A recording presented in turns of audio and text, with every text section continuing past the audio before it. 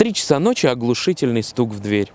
Муж встает, чертыхаясь, отправляется посмотреть, кто там, открывает дверь, там другой мужик, слегка поддатый. Мужик, слушай, тут недалеко, пойдем со мной, поможешь меня толкануть. Ты чё, с ума сошел? 3 часа ночи, ты чё людей будешь?